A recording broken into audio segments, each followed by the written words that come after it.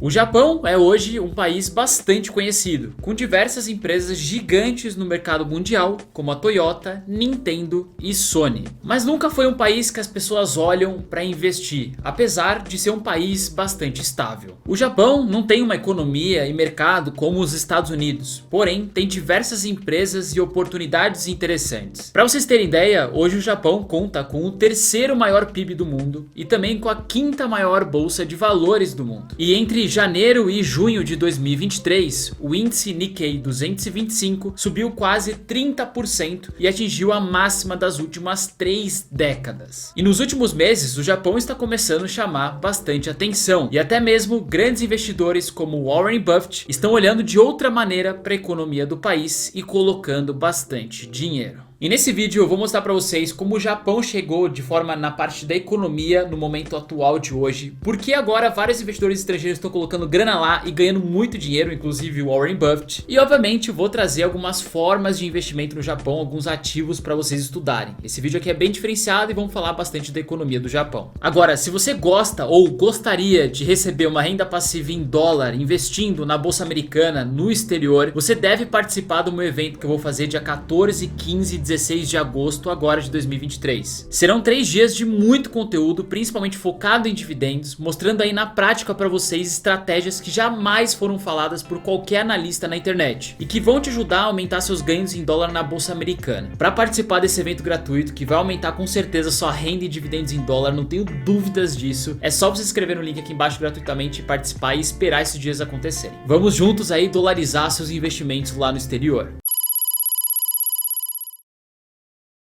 Entre 1945 e 1973, a economia japonesa passou por um crescimento bastante acelerado, se comparado principalmente com outros países. A taxa de crescimento média foi próxima de 10% nesse período, que ficou conhecida como o milagre econômico japonês. Porém, depois desse milagre econômico, em 1990 veio a década perdida, após o colapso da bolha financeira e imobiliária do Japão. Aqui vocês podem observar o PIB do Japão de 1945 a 1973, que ele explodiu, chegou a crescer bastante, e depois teve a crise financeira que basicamente eles conseguiram manter um crescimento só que muito mais estável e menos forte do que havia acontecido antes. E chegando a um PIB próximo ao país britânico e até quase perto dos Estados Unidos.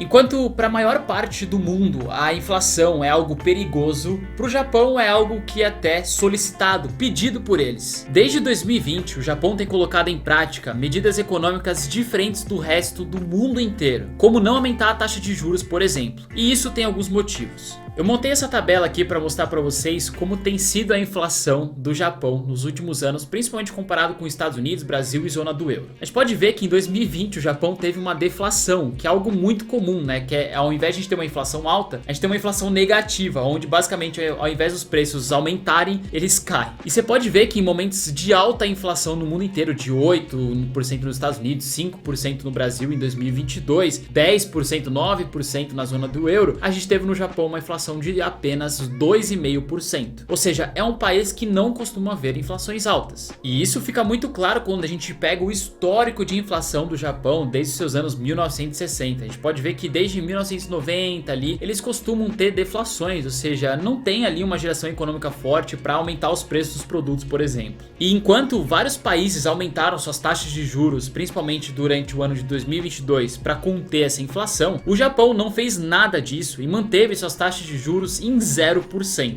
Como vocês podem ver, comparado com outros países, desde 2020, por exemplo, a taxa de juros do Japão é 0, e se você comparar com outros países como os Estados Unidos, chegou a sair de 0 para 4,5% de 2020 a 2022, Brasil saiu de 2 a 13,75% a taxa de juros nesse mesmo período, e a zona do euro de 0 a 2,5%. Então por que será que eles não aumentam a taxa de juros por lá? Como que eles fazem essa contenção de inflação? Mas isso tem um motivo bem específico. Além do país estar em um cenário de deflação desde meados de 1990, o Japão parou de crescer em um ritmo acelerado e começou a crescer muito lentamente. Mas isso vem mudando recentemente, já que a inflação ela vem aumentando e chegou ao maior pico dos últimos 41 anos. Porém, o Japão é o país mais endividado do mundo, e mesmo que queiram mais inflação para o país, ela deve ser controlada, já que até a meta do governo agora para a inflação atual é de 2%. Como vocês podem ver aqui nessa imagem, quando a gente pega a dívida sobre o PIB que o país gera, o Japão hoje é o país mais endividado em relação ao PIB gerado atualmente, acima mesmo de países como Venezuela e Grécia. E essa é uma das justificativas do porquê eles ainda não aumentam juros, até porque historicamente as últimas 2 vezes que eles fizeram isso acabou dando numa crise ferrada logo em seguida. Mas mesmo que eles fizessem isso atualmente, já que eles são muito endividados, a dívida deles ficaria mais cara e isso faria com que o país ficasse mais endividado ainda do que está e poderia aí sofrer grandes problemas econômicos. Mas mesmo com esse possível cenário de estresse da dívida lá fora no Japão, vários dados econômicos têm mostrado que atualmente é uma grande oportunidade de se colocar dinheiro por lá e ganhar uma boa grana. Com a inflação voltando, as empresas estão voltando a ter grandes lucros, a economia está voltando a aquecer depois de várias décadas e os gastos do consumidor estão aumentando e os turistas estão voltando a consumir bastante por lá. Para você ter ideia, hoje as condições econômicas japonesas, incluindo lucros corporativos, são melhores do que nos Estados Unidos, Europa e China. A inflação no Japão voltou a subir desde o início de 2021 e hoje está na casa de 3,3%. Os gastos voltaram a crescer e a produção voltou também a crescer. Por tudo isso, o PIB do país registrou um aumento inesperado de 2,7% no primeiro trimestre de 2023. E hoje, a economia do Japão é movida por 3 grandes setores, que hoje correspondem mais de 52% das exportações do país. Os 3 setores são basicamente a parte de maquinários, reatores nucleares e caldeiras industriais. O segundo maior é a parte de veículos que não sejam ferroviários e o terceiro maior é a parte de equipamentos elétricos e eletrônicos. Com a economia do Japão começando a voltar a girar de uma forma mais expressiva,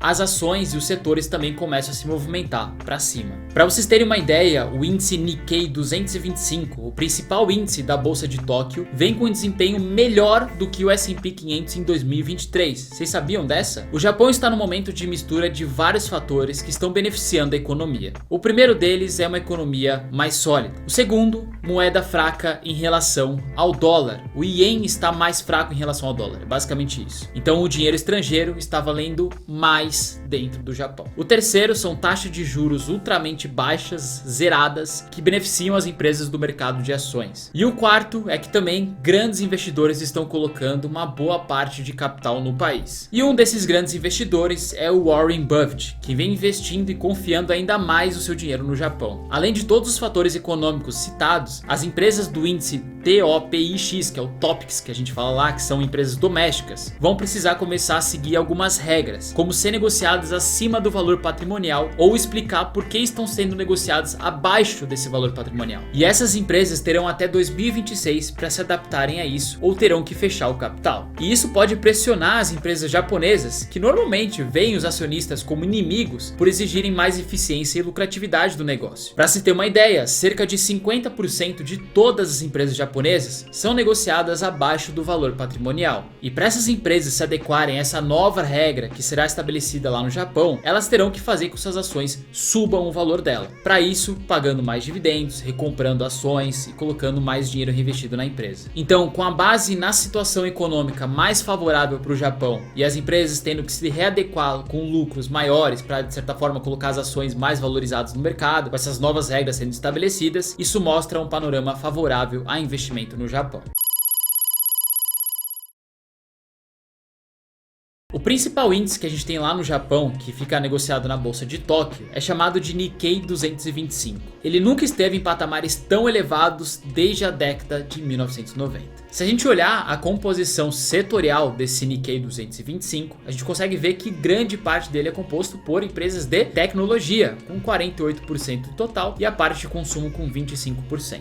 Empresas como a Sony, Panasonic, Toyota, Honda, Bandai Namco fazem parte do índice e estão registrando grandes retornos em 2023. E hoje existem 2 formas de você investir no Japão pela bolsa americana: via ADRs, que são parecidas com as BDRs que a gente tem na B3 hoje, ou via ETFs, que vão comprar várias empresas ou investir em índices como o Nikkei 225. Existem várias ADRs do Japão, empresas japonesas negociadas na bolsa americana. Algumas delas, vocês que investem pela Evno, por exemplo, Banco Inter, Nomad, não vão ter acesso porque são colocados no mercado OTC, que ainda as empresas brasileiras, as corretoras brasileiras não dão acesso pra gente ainda. Mas para quem investe pela Interactive Brokers ou pela Fidelity lá fora, vai conseguir ter acesso a essas empresas. A gente tem o caso aqui da Sony, né, o ticker SONY, que é uma empresa aí de multimídia japonesa, com algumas subsidiárias focadas desde videogames como o PlayStation até produções musicais e de filmes. Nos últimos 30 anos, a Sony já chegou a valorizar mais de 400%. A gente tem também a DR da Toyota, o ticker TM. A Toyota é uma empresa japonesa gigantesca que projeta, fabrica, monta e vende aí automóveis, peças, acessórios em todo o mundo, além também de ser a dona da Lexus. O dividend yield atual da Toyota é de 2,57%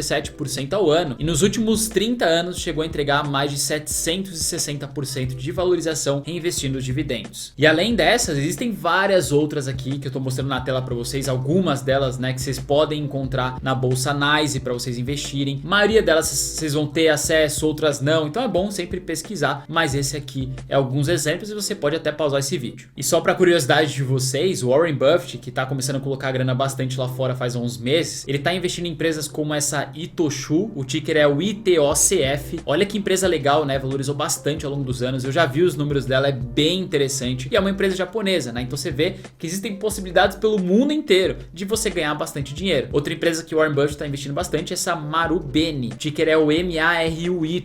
Também chegou a valorizar esse ano aqui, ó, 51%. Você acha que ele não tá ganhando dinheiro lá não? E a outra forma que você pode investir, que é bem mais diversificado, um pouco até mais fácil, é via os ETFs. Eu trouxe dois exemplos aqui para vocês estudarem. O primeiro ETF que eu trouxe aqui é o EWJ. Esse é um ETF mais amplo, oferecendo aí uma grande exposição no mercado japonês e foi o primeiro ETF com foco no Japão a ser lançado na bolsa americana. Aqui você tem um pouquinho mais de informações sobre esse ETF. Vocês podem ver que é um ETF da BlackRock, tem um valor patrimonial bem grande de 13 bi investido, tem um dividend yield de 2,4, uma taxa de administração de 0,5% ao ano e 238 empresas no portfólio. Aqui, por exemplo, a gente consegue ver o top 10 empresas que fazem parte desse ETF. Então a gente tem a Toyota, a gente tem a Sony, a Caiense, Mitsubishi e várias outras bem interessantes. Esse é um ETF que desde o seu IPO chegou a entregar uma valorização de mais de 43%. Sendo bem sincero para vocês, ETFs como esse eu não acho muito interessante para um crescimento expansivo, gigantesco. Eu preferiria colocar no S&P 500, por exemplo. Mas pode ser bem estratégico em momentos como esse, em que se há uma valorização econômica lá no Japão e você se beneficia com esses ETFs momentaneamente. E o segundo ETF, que não é 100% Japão, mas olha que estratégia diferente que eu vou trazer para vocês aqui, é o ETF NERD, NERD. Esse é um ETF que segue o índice Nasdaq CTA Global Video Games Software Index, que rastreia empresas do setor da indústria de videogames e esportes no geral. Então vocês podem observar aqui que esse é o ETF de videogames, ele tem um valor patrimonial não tão elevado assim colocado nele, mas começou recente, né, 2019, tem um dividend yield de 1,18, uma taxa de administração de 0,5 e 40 empresas no portfólio. Esse ETF não investe somente no Japão, mas tem uma exposição de 41% no país, onde a indústria de games é a terceira maior do mundo, com uma receita de quase 40 bilhões de dólares em 2022. Então, por ser um ETF que investe em empresas de games, e o Japão é muito conhecido por isso, vai pegar bastante percentual por lá. Então você tem casos de Nintendo, Take-Two, que são empresas aí que estão relacionadas ao Japão e estão colocadas neste ETF. E esse é um ETF que desde o seu IPO em 2019 ali chegou a entregar mais de 8% de valorização. Obviamente que ele sofreu um grande hype aí por conta da economia, né, que foi gerada fortemente, depois uma grande queda aí que a gente viu todos os ativos caírem em 2022 e 2023. Mas com certeza o setor de games é um setor com alto potencial para longo prazo, se para pensar, vem crescendo cada vez mais. Bom, como vocês puderam ver, o Japão, que vive de momentos de deflação, ou seja, os preços das coisas começam a cair ao longo do tempo por lá e não aumentam, algo jamais visto no mundo, é bem diferenciado mesmo, onde o Banco Central de lá não aumenta a taxa de juros, coloca em zero, e agora estão passando por um momento que eles estão adorando ver a inflação por lá de 3%, colocando uma meta até de 2%. Estão amando, porque a economia está girando, as coisas estão dando tudo super certo. É bem provável que o Banco Central, pelo menos no curto prazo, não faça nenhum movimento de aumento de taxa de juros, porque ele quer deixar esse cenário econômico um pouco mais forte. E isso vem beneficiando bastante as empresas por lá. O que vocês acharam desse vídeo? Gostaram? Vocês investiriam no Japão ou investem no Japão? Que tipo de empresa você mais gosta de lá? Ah, e não se esqueça de deixar curtida nesse vídeo se você gostou e também de se inscrever no nosso evento que a gente vai fazer dia 14, 15 e 16, focado 100% no exterior e formação de dividendos, renda passiva em dólar lá na bolsa americana. Eu tenho certeza que vocês vão amar. Eu entrego muito conteúdo, vai ter muita planilha, muito material didático. É só clicar no link aqui embaixo e participar. Você não vai se arrepender. A gente se vê nos próximos vídeos. Valeu, até mais!